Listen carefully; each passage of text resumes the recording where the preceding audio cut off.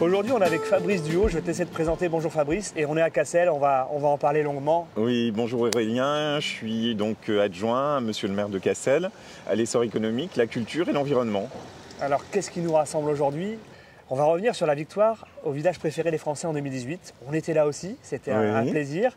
Et en 2019, il y avait eu le tournage. Alors déjà, le titre, qu'est-ce qui vous a apporté en 2018? Alors, le titre nous a apporté beaucoup. Moi déjà, j'ai un excellent souvenir de mai 2018 où Stéphane Bern venait donc à Cassel et il a été guidé par Emmanuel de Quillat pour le tournage du reportage qui allait permettre de faire connaître Cassel à travers la France. Pour la campagne en fait. Pour la campagne. Et ce reportage a été vraiment exceptionnel parce qu'il a permis à la fois de valoriser notre carnaval, la guilde des archers. On a pu aussi valoriser, tu vois, tous ces hôtels particuliers qui agrémentent cette grande place. L'ambiance des estaminets a été aussi retranscrite. Évidemment, le jardin des Récollets, je me souviens aussi. Le jardin des Récollets, voilà, c'était quelque part la conclusion, je crois, de ce reportage. Effectivement, alors quels effets économique, touristique, et quel bienfait ça a apporté à la ville de Cassel? En termes d'activité touristique, il y a des indicateurs qui étaient particulièrement flatteurs parce qu'en basse saison, les fréquentations à l'office de tourisme ont été multipliées par 4 voire 5 à certains mois. Et en haute saison, on a multiplié ça par 2 ou 3. Et quand on interroge les professionnels du tourisme, ils nous disent que maintenant, à Cassel, il n'y a plus vraiment de basse et de haute saison. C'est assez linéaire et ça vous a apporté justement du monde. En 2019 d'ailleurs, et on était là aussi, parce qu'on avait tourné l'édition du premier anniversaire pour passer le relais au vainqueur de 2019. À l'autre village, oui. Vu que le prix, on l'a obtenu grâce à la mobilisation de l'ensemble de la Flandre intérieure. Il fallait voter. L'idée, oui, voilà, il fallait voter. Donc l'idée, ça a été de rassembler et de faire un concentré sur la grande place de la Flandre intérieure. C'est ce qui explique qu'on a accueilli plus d'une dizaine de géants.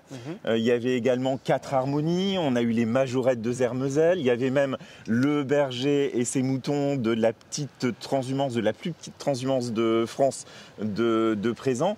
L'idée, ça a été vraiment de valoriser l'ensemble des partenaires qui se sont mobilisés pour qu'en 2018, on puisse décrocher ce fameux prix Village préféré des Français.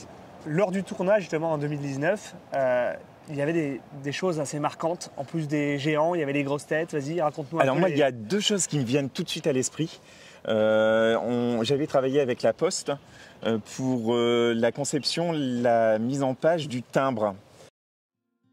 Pour remercier Stéphane Bern, on a réussi aussi à créer des ateliers pour collectivement constituer la grosse tête de Stéphane Bern. Et elle a été dévoilée en 2019. Je me souviens. Et ça lui a fait énormément plaisir. Effectivement, et ça c'était un bel hommage qu'on lui faisait aussi, puis pour marquer un petit peu l'événement. Tout à fait. On va rejoindre Luc Tassard, qui est un spécialiste de Cassel, c'est un vrai flamand, et il va nous parler d'une autre victoire. Je t'en dis pas plus. Je te suis. On y va, allez.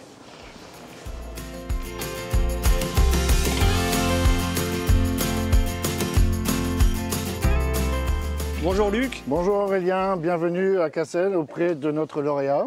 Justement, on est là pour parler du hêtre. Tu es le spécialiste, tu es avant tout un flamand. Alors, je suis avant tout flamand, fier de l'être. Et cultivé dans la Flandre.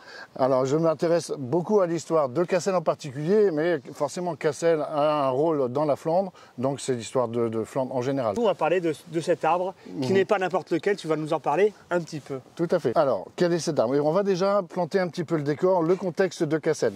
Vers 1860, on voit dans les délibérations de la mairie la volonté de faire du haut de Cassel un attrait intéressant pour les touristes. Qui a un panorama exceptionnel. Voilà, qui a déjà un panorama exceptionnel.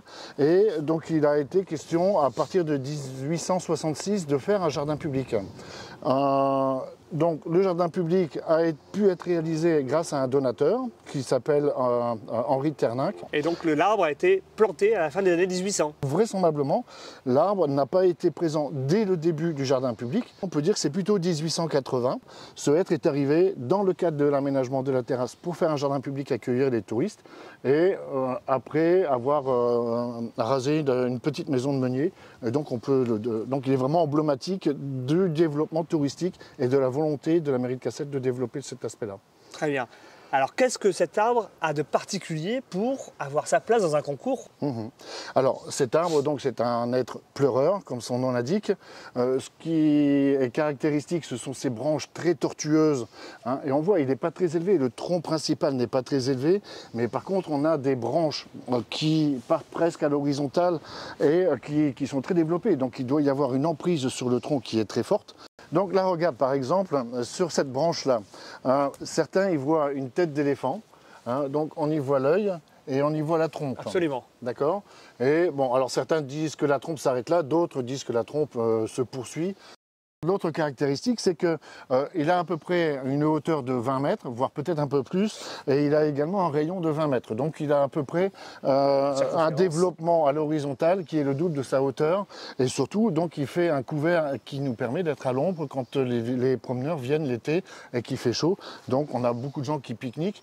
À l'ombre, parce qu'il doit être plus feuillu, j'imagine. Il y a également, ici, les massifs sont, à ce moment-là, sont fleuris, donc il y a des gens qui viennent prendre leurs photos de mariés. Donc moi j'ai la trace de photos de personnes qui viennent faire leur enterrement de vie jeune fille. Moi, ma petite sœur s'est mariée ici et donc a pris des photos sur le jardin public. Donc il fait vraiment partie de l'histoire des Cassellois. Est-ce que c'est pour cette raison qu'on l'appelle l'arbre des rencontres?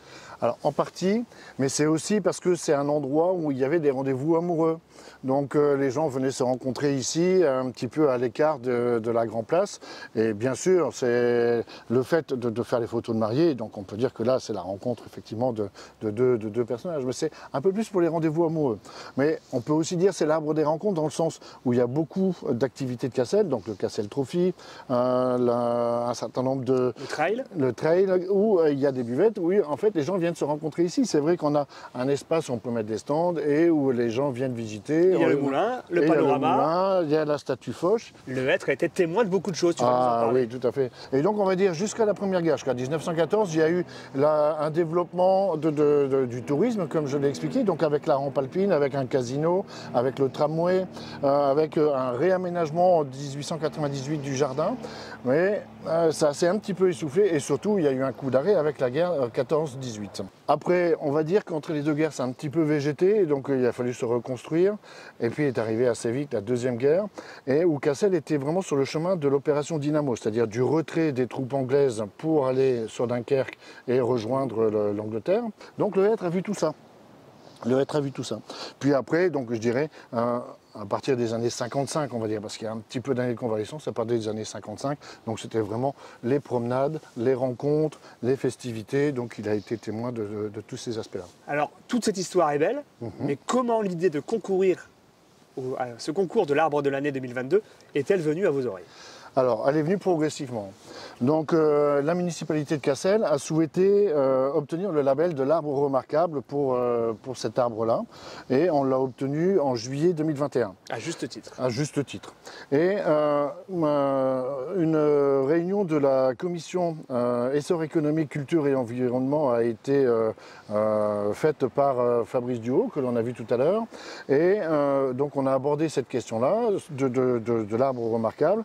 Et Delphine Dumas, qui est une des participantes à la commission, nous a informé qu'il existait un concours de l'arbre de l'année. On va demander à Fabrice de nous rejoindre pour terminer l'interview et nous dire encore quelques mots. Alors Luc nous a brillamment parlé de l'histoire de l'Hêtre, de ce qu'il a observé à travers les siècles, on va dire. Et il a fait énormément de recherches, donc je suppose que on a deviné. Vous avez dû apprendre plein de choses. Qu'est-ce que cette élection, ce titre, va apporter à l'arbre, mais aussi et surtout à la ville de Cassel? Déjà, on a une nouvelle carte postale splendide qui met sous les projecteurs, cette fois-ci, le patrimoine vivant. Après le timbre, la carte postale. Voilà. Je ne sais pas si tu es au courant, mais du fait du réchauffement climatique, les hêtres disparaissent de France. Il n'y en a quasiment plus dans le sud de la France. Ils se raréfient dans le centre et on a énormément d'interrogations pour le nord de la France. Donc je pense que cet arbre, ça permet aussi de donner un sens aux politiques, aux efforts qui sont demandés aux Français en termes de sobriété énergétique, en termes de gestion des déchets, en termes de gestion des ressources naturelles. Et mettre en valeur la nature aussi. Et mettre en valeur la nature. Voilà, donc cette carte postale aussi, c'est une façon de dire qu'en Flandre intérieure, pour ceux qui aiment bien la nature, eh ben, c'est un territoire d'exception.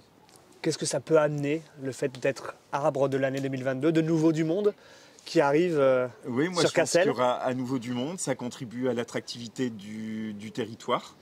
Et puis l'aventure ne s'arrête pas là. On commence au mois de février une autre campagne pour un autre titre éventuel. Officiellement, le hêtre des rencontres cassellois représente la France au concours de l'arbre européen. Et donc les votes vont se dérouler à partir du 1er février jusqu'au 28 février 2023. Donc ça va être une période très courte. Et les résultats seront promulgués au sein de la Commission européenne de Bruxelles à la mi-mars 2023. Alors on est prêts à se rencontrer tous pour fêter la victoire européenne dans quelques semaines. Merci beaucoup pour votre présence et pour votre présentation. À bientôt en Flandre. Au revoir.